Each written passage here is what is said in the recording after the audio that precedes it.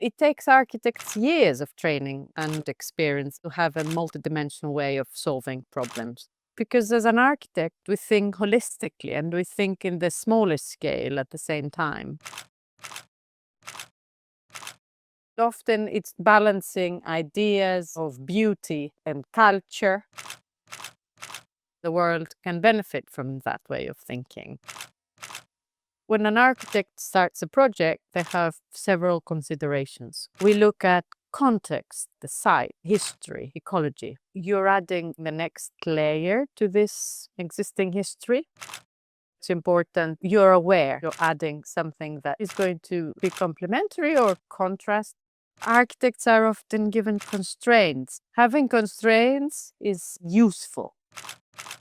It gives you tension and it forces us to think creatively and approach challenges in new ways. It's important that architects challenge constraints by asking meaningful, deeper questions. It's about how we solve these problems and how we interpret them. When an architect thinks about beauty, it is abstract, not tangible. We have to shift to understand other people's perspective and connect and empathize in order to create it. I think everyone can benefit from that.